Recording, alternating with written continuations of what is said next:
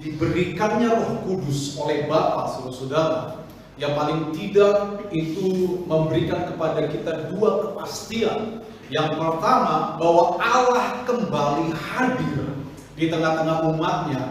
Allah kembali hadir di tengah-tengah orang percaya setelah Yesus naik ke sorga secara fisik, saudara-saudara. Maka Allah ingin tetap ada di antara umatnya, dan diberikanlah kepada kita Roh Kudus, saudara. Dan yang kedua yang sangat penting, saudara-saudara, diberikannya kepada kita Roh Kudus oleh Bapa di dalam nama Yesus, saudara. Itu untuk menggenapi janji Allah sampai nanti penyertaannya bagi kita sampai Maranatha, saudara-saudara.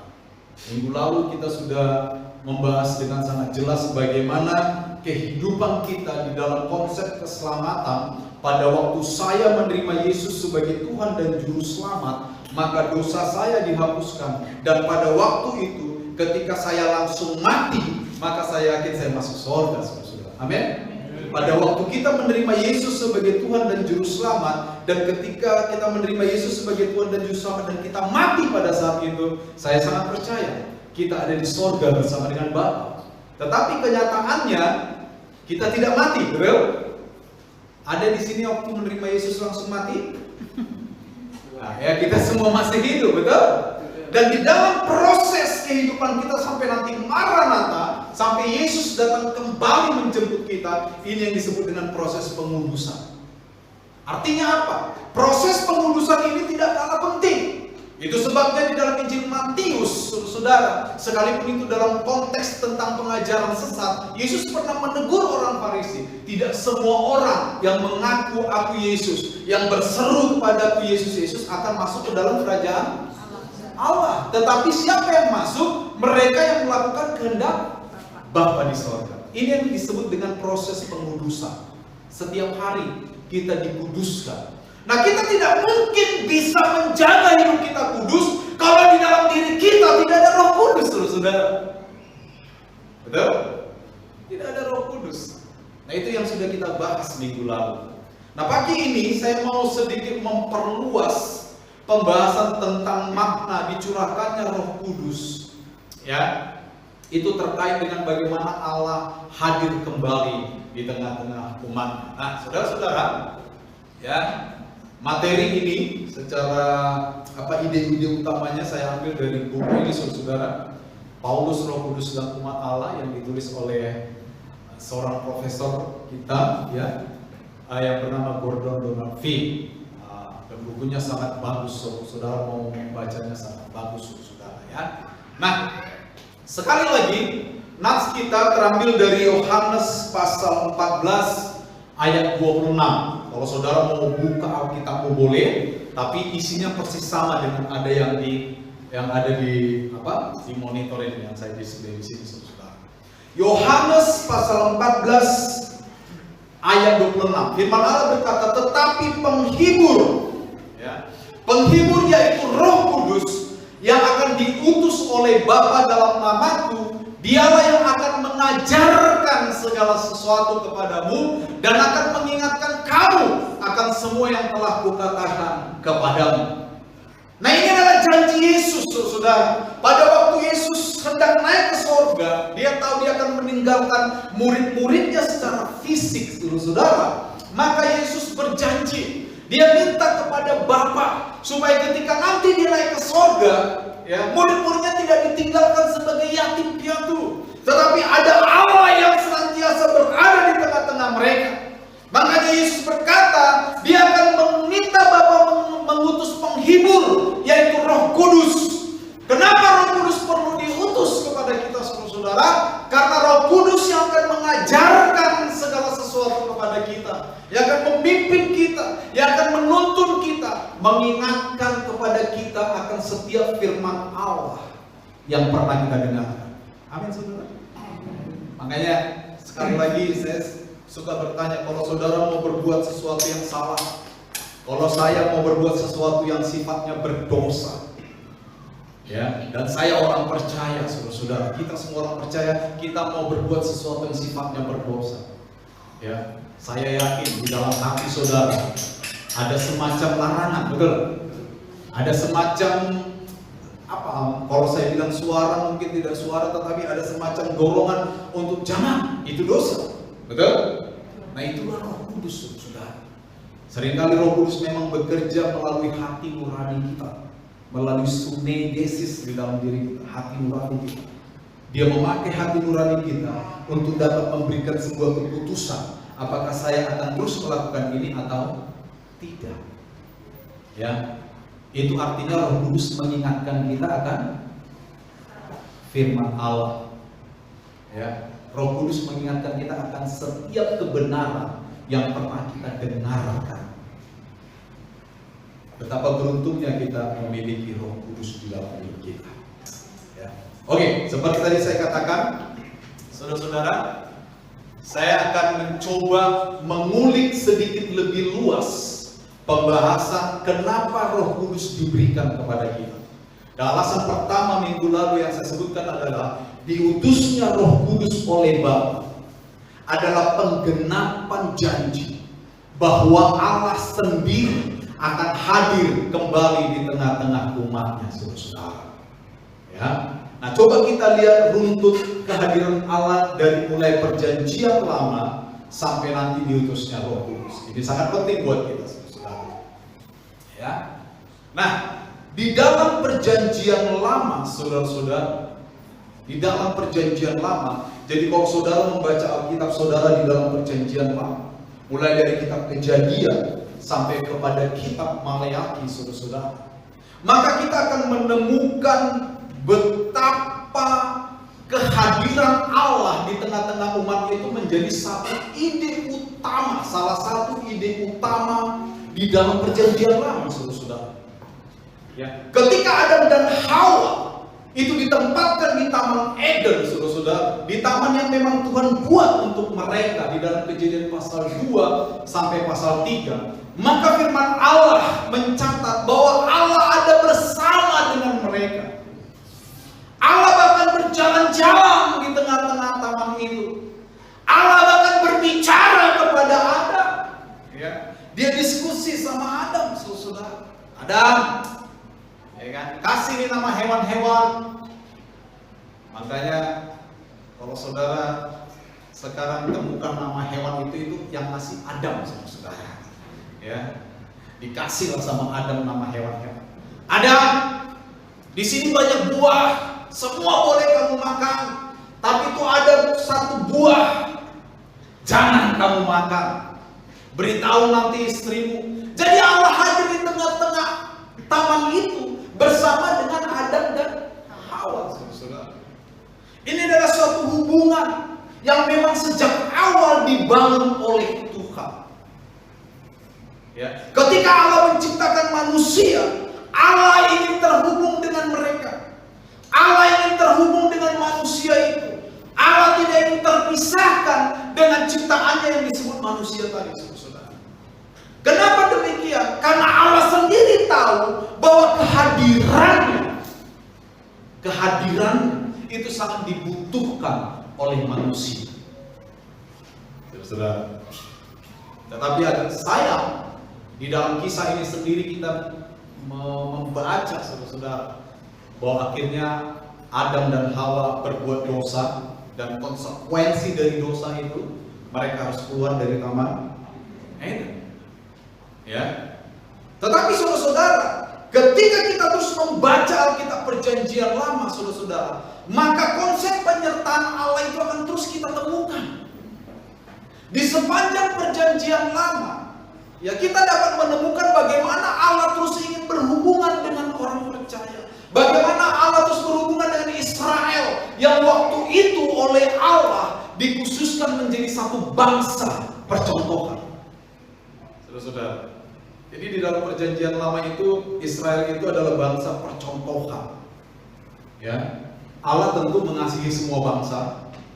Allah mengasihi orang Het, Allah mengasihi orang Edom, Allah mengasihi orang Filistin, Allah mengasihi orang Filistia, Allah mengasihi orang Media dan sebagainya.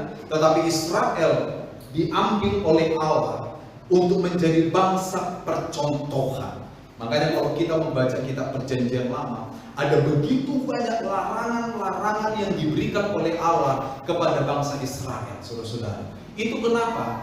Karena Israel ingin dibentuk menjadi satu bangsa percontohan. Saya sering menggambarkannya begini, saudara-saudara. Ya, di dalam dunia kemiliteran, ya khususnya spesifik saja angkatan darat misalnya, kita mengenal tentara, betul? Tentara biasa. Tetapi di atas tentara biasa itu mungkin ada pasukan khusus yang kita sebut sebagai Kopassus.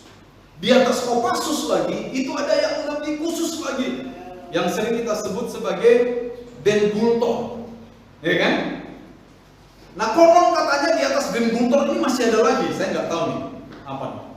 Begitu juga angkatan laut, ya, di atas tentara angkatan laut marinir biasa, saudara, itu ada Kopaska, ada juga Denjaka, saudara, ya, dan sebagainya. Nah, saya mau tanya kepada saudara, ketika seorang tentara memutuskan untuk bergabung dengan pasukan khusus atau Kopassus, kira-kira nih, latihannya sama nggak dengan tentara biasa? Nggak sama. Saya pernah membaca, saudara-saudara, ya, nonton video bagaimana Navy SEAL di Amerika atau tim SWAT, ya, Specialist Weapon and Tactic itu di Amerika, yang konon katanya setara dengan pasukan-pasukan khusus kita. Waktu mereka dilatih, saudara, ada satu sesi latihan yang menurut saya itu teken kontrak mati, saudara. Mereka tuh dirantai kaki dan tangannya ke belakang, lalu dijatuhkan ke laut, saudara. Nah, mereka harus berhasil lolos dari situ. Saudara, apakah itu dialami, latihan tersebut dialami oleh tentara biasa? Tidak. Seperti itulah bangsa Israel dilatih oleh Tuhan. Kenapa begitu banyak larangan yang diberikan kepada bangsa Israel? Karena bangsa Israel harus menjadi bangsa yang khusus, yang menjadi percontohan. Makanya kalau kita tarik jauh sampai sekarang, ya, kalau kita mau menjadi orang percaya yang khusus, yang mau dipakai Tuhan menjadi percontohan, jangan kaget kalau latihannya berat. Amin. Amin. Jangan kaget kalau latihannya berat, saudara. Ya, jangan kaget. Ya, kalau kita diperlakukan kayaknya agak aneh oleh Tuhan. Kalau mau menjadi seorang anak Tuhan yang khusus. Tapi kalau mau menjadi anak Tuhan yang biasa aja, kayak tentara biasa, ya nggak apa-apa. Pusat 50 kali cukup, ya kan? Terlambat 5 menit nggak apa-apa. Tapi kalau mau menjadi pasukan khusus, saudara, you terlambat 5 menit diinjak sama pasukan komandan. Betul lah. Kenapa? Karena kita dilatih menjadi seorang yang khusus. Nah, di dalam latihan terhadap bangsa Israel ini, Allah hadir di tengah-tengah mereka. Betapa pentingnya kehadiran Allah ini, sehingga waktu mereka ada di padang gurun, saudara, Allah terus menuntun mereka. Allah hadir di dalam bentuk tiang awan. Allah hadir di dalam bentuk tiang api. Allah hadir ketika bangsa Israel bersungut-sungut, Tuhan, airnya pahit di Mara dan Meriba. Allah hadir ketika mereka diserang musuh, maka Tuhan menggunakan tawon besar untuk mengalahkan musuh, saudara. Pernah lihat tawon mengalahkan sekelompok tentara? Kalau tawon perang nih, lawan tentara nih, ya, senjata AK-45, 47, lawan tawon, kira-kira siapa menang? Tentara. Hah? Ya, tentara dah. Tetapi di Perjanjian Lama, kita bilangan mencatat bahwa Allah memakai tabuan, yaitu tawon besar, untuk mengalahkan sekelompok tentara. Betul? Nah, ini luar biasa. Kalau bukan kehadiran Allah, itu kehadiran siapa? Jadi kalau kita simpulkan, saudara-saudara, di dalam Perjanjian Lama, kehadiran Allah itu merupakan sesuatu yang sangat penting bagi bangsa Israel. Ya. Sehingga bangsa Israel memahami diri mereka sebagai umat dari Allah yang hadir. Makanya kalau saudara baca kitab Mazmur juga, kenapa di kitab Mazmur dibandingkan antara Allah Israel dengan berhala? Salah satu teks dalam kitab Mazmur berkata, berhala itu punya mata tapi tidak bisa melihat, punya mulut tidak bisa bicara, punya kaki tidak bisa berjalan, punya lidah tidak bisa bercakap-cakap, punya hidung tidak bisa mencium. Kenapa dibandingkan seperti itu? Itu sedang memperlihatkan bahwa Allah Israel adalah Allah yang hadir di tengah-tengah umatnya. Itu ide yang sangat penting untuk kita ketahui. Di dalam perjanjian lama, saudara, tanpa kehadiran Tuhan, Israel tidak akan bisa berjalan keluar dari Mesir, saudara. Ya, kalau bukan karena tangan Tuhan, tidak mungkin bangsa Israel bisa keluar dari Mesir dengan selamat. Betul? Siapa yang bisa belah laut kosong? Hanya Tuhan, saudara. Betul? Hanya dengan uluran tongkat, semalam-malaman angin dari timur dihembus, laut terbelah. Para skeptis berkata, Allah, laut itu kan cuma sedalam lutut, makanya mereka bisa berjalan. Tapi itu justru luar biasa. Bagaimana mungkin laut sedalam lutut bisa membunuh tentara Firaun? Kalaupun laut itu betul sedalam lutut, berarti luar biasa kan, bisa membunuh tentara Firaun, betul? Karena di dalam kitab Keluaran, waktu tentara Firaun mengejar, mereka mati semua, betul? Ya, kehadiran Allah menjadi tema yang sangat penting di dalam perjanjian lama. Ya. Bangsa Israel menyadari bahwa kami adalah umat dari Allah yang hadir. Nah, cara yang paling biasa untuk menonjolkan kehadiran Allah di dalam perjanjian lama adalah ketika Allah hadir di dalam kemah suci, ya, pada waktu belum ada bait Allah. Lalu nanti di zaman Salomo, ketika Salomo membangun bait Allah, maka Allah hadir di dalam baitnya. Kalau saudara cek di dalam 1 Raja-Raja 8 ayat 11, pada waktu Salomo berseru kepada Allah, pada waktu dia menahbiskan bait Allah yang sudah dibangun, firman Allah berkata, Allah hadir. Jadi saudara-saudara, di dalam perjanjian lama, kehadiran Allah itu lebih sering dialami bangsa Israel secara komunal, secara berjamaah, ya, ketimbang secara pribadi. Ya, jadi di dalam perjanjian lama, kalau bangsa Israel mau merasakan kehadiran Allah, mereka harus datang kepada Musa atau kepada para nabi, ya, atau Allah hadir di baitnya, Allah hadir di kemah suci pada waktu zaman Musa, saudara-saudara, dan Allah melawat umatnya. Tetapi apapun cara Allah di dalam perjanjian lama, isunya cuma satu, bahwa betapa pentingnya kehadiran Allah di tengah-tengah umatnya. Amin. Itu isunya. Sekali lagi, apapun cara Allah untuk hadir di dalam teks perjanjian lama, entahkah secara pribadi atau entahkah secara komunal, tetapi isunya adalah bahwa Allah hadir di tengah-tengah umatnya. Dan ini adalah sesuatu yang sangat penting, saudara. Tanpa kehadiran Tuhan, bangsa Israel tidak akan menjadi bangsa yang besar, saudara. Tanpa kehadiran Tuhan, bangsa Israel akan tetap diperbudak di tanah Mesir. Tanpa kehadiran Tuhan, bangsa Israel tidak akan pernah mencapai tanah Kanaan. Saya sudah pernah khotbah tentang tanah Kanaan, betapa dahsyatnya perjalanan menuju tanah Kanaan, melewati belasan padang gurun yang dihuni oleh ular-ular beludak. Bangsa Israel berangkat 600.000 orang, sampai di ujung tanah Kanaan. Sebelum masuk mereka berjumlah 3 juta jiwa, makan 3 kali sehari, belum snack dan lain-lain. Sudah siapa yang bisa menghidupi orang 3 juta kalau bukan Tuhan? Amin. Firman Allah berkata, kasutnya nggak pernah ganti. 39 tahun 11 bulan bangsa Israel diberikan makan dari surga, yaitu roti mana. Bayangkan, kalau bukan Tuhan, siapa yang bisa melakukan ini? Artinya, saudara-saudara, artinya kehadiran Tuhan adalah sesuatu yang sangat penting bagi kehidupan Israel sebagai sebuah bangsa. Amin, saudara. Lalu kita masuk ke perjanjian baru. Ya. Di perjanjian baru, saudara, pertama-tama Allah hadir di dalam bentuk fisik Yesus Kristus.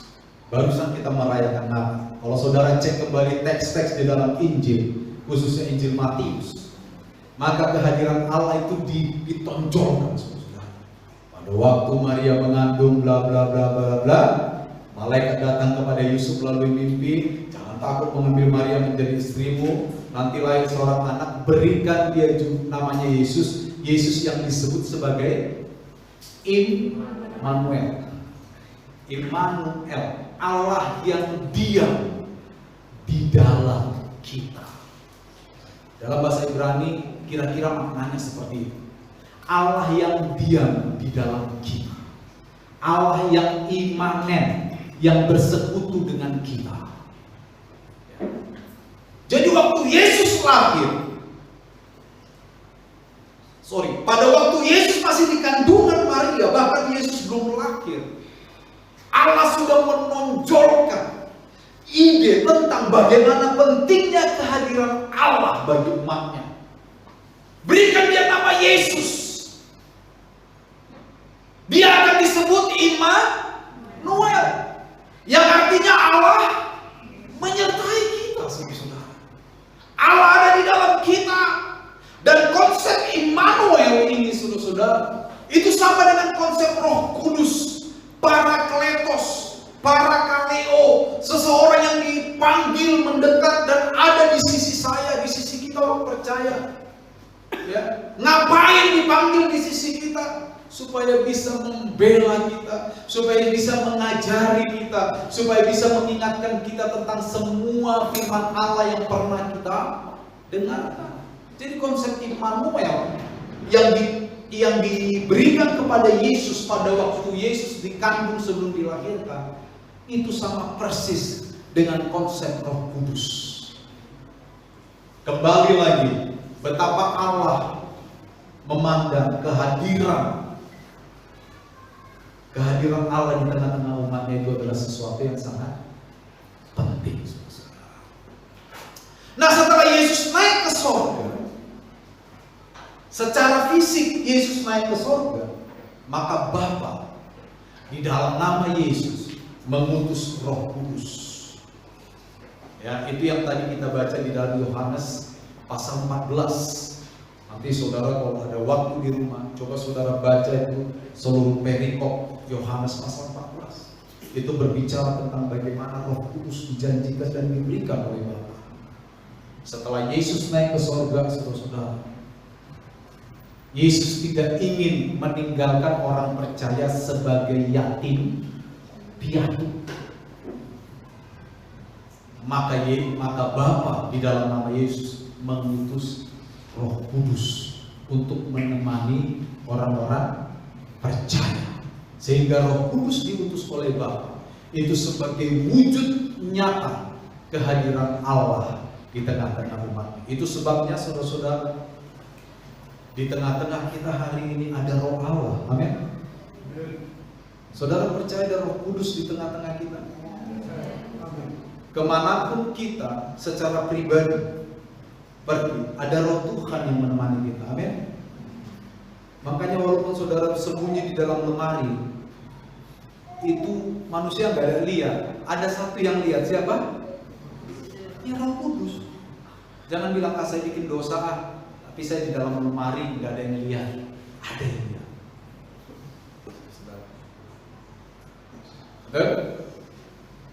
Saya nonton ini ya, kayaknya asik nih. Gak ada yang lihat nih. Saya kan di kamar, kunci kamar dari dalam. Manusia gak ada yang lihat. Siapa yang lihat? Roh Kudus. Ya. Roh Kudus yang lihat. Jadi saudara, kehadiran Roh Kudus di dalam perjanjian baru setelah Yesus naik ke surga itu nyata dengan cara Allah memberikan Roh yang kudus kepada kita.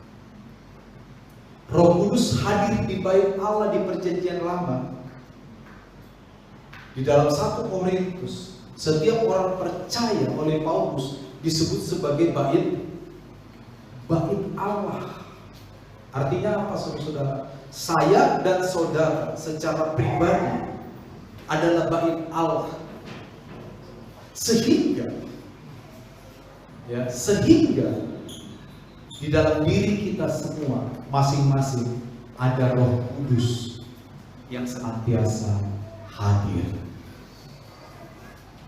Ya, saudara, ketika Roh Kudus campur tangan dalam hidupmu, ada 2 pilihan. Saya boleh menerima campur tangan Roh Kudus, atau saya menolak campur tangan Roh Kudus. Itu sebabnya Paulus mengingatkan kita untuk hidup dengan hati nurani yang tetap murni. Ya, hati nurani yang tetap murni.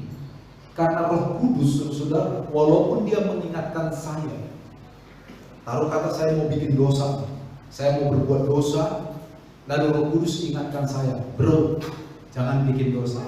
Saya bisa lawan nggak tuh Roh Kudus? Bisa nggak? Bisa. Saya bisa lawan, dan terus saya lawan. Ya. Dan di dalam satu konsep, saudara, apa yang saya biasakan, walaupun itu salah, lama-lama menjadi saya anggap sebagai sesuatu yang benar. Nah, itu konsep yang dipakai Adolf Hitler untuk menghipnotis orang-orang Jerman. Saudara, dengan mengatakan bahwa orang Yahudi adalah ras yang perlu dimusnahkan dan orang Jerman adalah ras unggul yang perlu dipertahankan, dan itu terus diberitakan. 3 juta orang Yahudi mati di dalam satu momen Holocaust. Nanti belakangan baru orang-orang Jerman sadar bahwa itu tidak benar. Kenapa mereka bisa dipengaruhi sedemikian rupa? Karena sesuatu yang salah terus dikumandangkan. Begitu juga dengan Roh Kudus. Kalau Roh Kudus tegur saya, "Hei Samuel, kamu salah." Lalu saya bilang, biar aja, yang penting saya puas. Terus saya begitu. Lama-lama saudara, hati nurani saya menjadi tumpul. Ketika hati nurani saya tumpul, apa yang salah bisa saya anggap benar. Betul? Jadi jangan heran ada orang bertanya, "Pak, kenapa dia itu mabuk-mabukan nggak bertobat-tobat ya?" Ya karena mabuk menurut dia sudah sesuatu yang benar. Betul? Kalau mabuk menurut dia sesuatu yang salah, ya bisa jadi dia tinggalkan. Tapi menurut dia, mabuk itu sudah sesuatu yang benar. Jadi no problem kalau itu dilanjutkan. Sesuatu yang salah ketika terus-menerus diulang, itu akan menjadi benar dalam pandangan saya. Makanya kehadiran Roh Kudus di dalam diri kita itu sangat penting. Jangan pernah menolak teguran Roh Kudus. Amin. Jangan pernah menolak teguran Roh Kudus. Satu kali kita berbuat dosa dan Roh Kudus tegur kita, bertobat.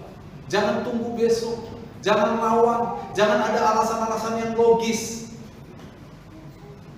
Saudara, saya mau tanya, lebih logis mana, Tuhan apa kita? Ya? Tuhan dong. Tapi kan seringkali orang percaya berdebat sama Tuhan, betul nggak? Di dalam hati kan? Tuhan, saya melakukan ini karena ini. Tuhan, saya maki dia Tuhan. Saya dikecewakan Tuhan. Tuhan sih nggak tahu gimana rasanya dikecewakan. Tuhan nggak tahu gimana rasanya dikecewakan. Saya membalas Tuhan, udah terlalu ya Tuhan. Kalau 3 kali nggak apa-apa lah, ini udah 4 kali Tuhan. Betul? Alasan-alasan ini kita anggap logis. Saudara, saya mau ingatkan kita, saya juga sama. Kita nggak beda di hadapan Tuhan. Kita nggak beda di hadapan Tuhan.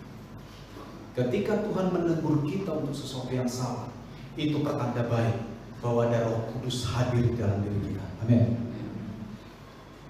Tapi tidak sampai di sana. Kita bisa memilih apakah kita akan tunduk kepada arahan Roh Kudus atau bahkan melawan Roh Kudus. Itu pilihan. Ketika kita tunduk dengan arahan Roh Kudus, maka kita hidup dengan hati nurani yang tajam. Kata hati nurani yang murni itu bisa juga diterjemahkan dengan hati nurani yang tajam. Tajam. Kenapa tajam?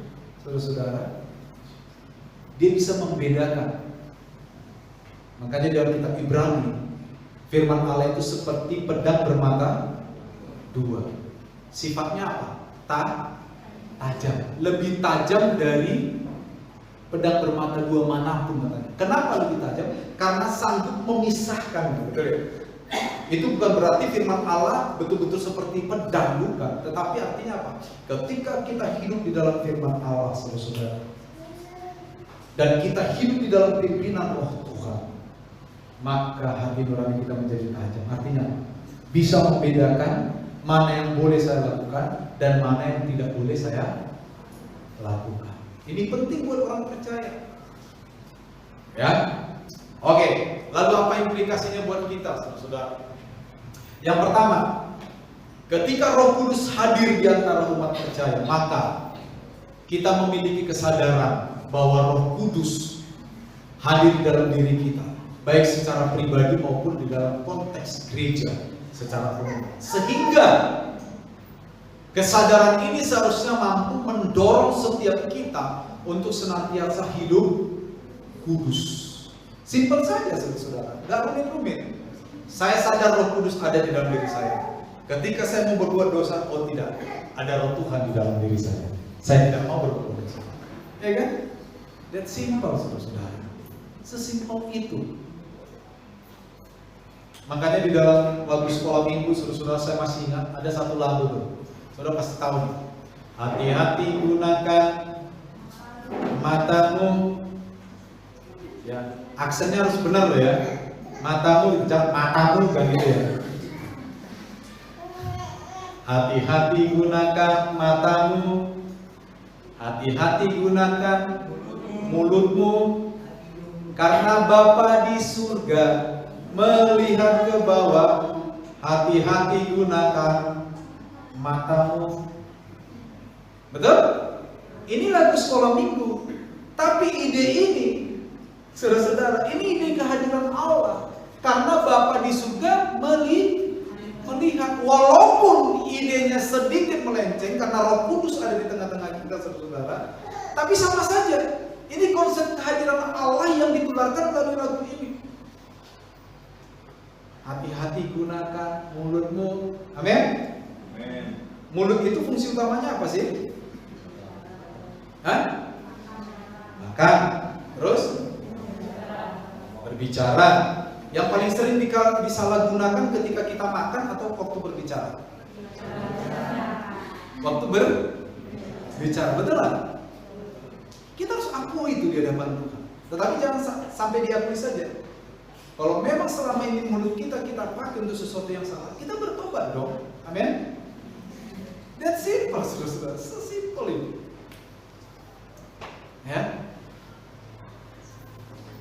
Kalau selama ini mata kita pakai untuk sesuatu yang salah, bertobat dong. Amin.